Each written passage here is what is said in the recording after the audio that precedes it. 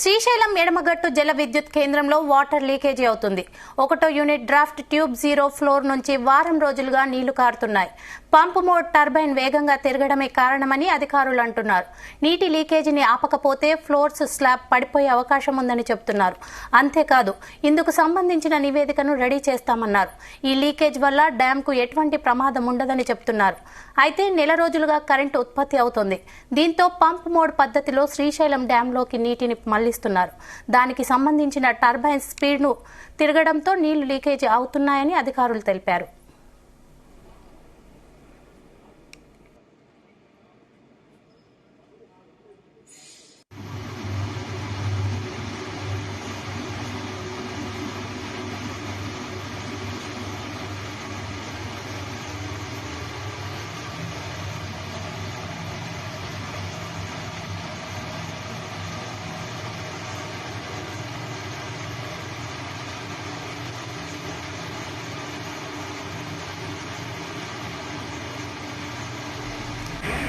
Right, ఇదే అంశంపై మరిన్ని డీటెయిల్స్ మా ప్రతినిధి శశి అందిస్తారు. శ్రీశైలం ఎడమగట్టు జల విద్యుత్ కేంద్రంలో వాటర్ అయితే లీకేజ్ అవుతున్న పరిస్థితి అయితే ఉంది. నాగర్ కర్నూలు జిల్లా అమరాబాద్ మండలము దోమలపేట దగ్గర ఉన్న శ్రీశైలం ఎడమగట్టు భూగర్భ జల విద్యుత్ కేంద్రంలో గత 10 రోజులుగా వాటర్ అన్నది లీకేజ్ అవుతుంది. 1వ యూనిట్ డ్రాఫ్ట్ ట్యూబ్ 0 ఫ్లోర్ దగ్గర మాత్రం ఈ నీరు భారీగా లీక్ అవుతున్న పరిస్థితి ఉంది. అయితే దీన్ని అధికారులు సెప్టెంబర్ 18 రోజునే కనుగొనడం జరిగింది, గుర్తించారు. అయితే సెప్టెంబర్ 19 గుర్తించింది.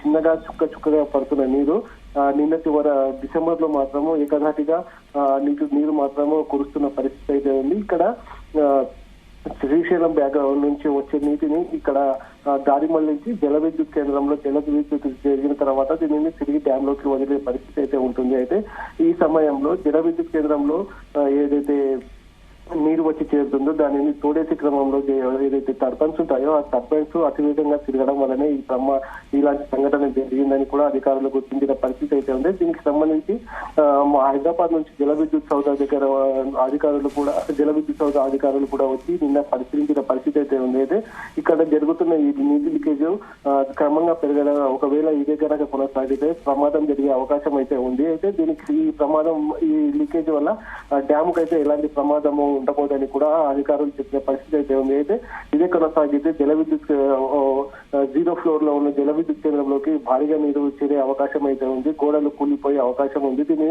ఎంత త్వరగా అయితే అంత త్వరగా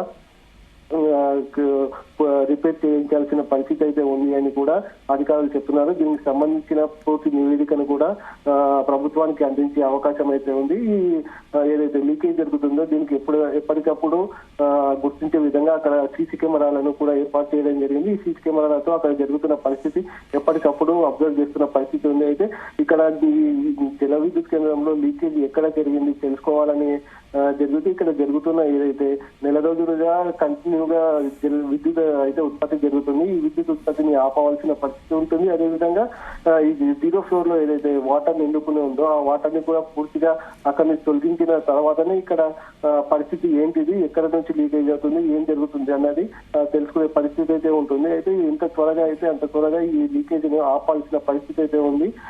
లేదంటే పెద్ద ప్రమాదమే జరిగే అవకాశం ఉందని కూడా అధికారులు చెప్తున్నారు. అయితే గత కొన్ని రోజుల క్రితం కూడా ఇక్కడ ఇదే ఎడమగట్టు జల విద్యుత్ కేంద్రంలోనే అగ్ని ప్రమాదం కూడా జరిగిన పరిస్థితి అయితే ఉంది. అయితే ఎలాంటి సంఘటనలు జరగకుండా అధికారులు త్వరగా దీనిని మరమ్మతులు చేయాల్సిన పరిస్థితి అయితే ఉంది. అది అధికారులు ఈ నివేదికను రెడీ చేస్తున్నారు. ఈ నివేదికను ఎంత త్వరగా అయితే అంత త్వరగా ప్రభుత్వానికి కూడా అందించే అవకాశం అయితే ఉంది. స్వప్న.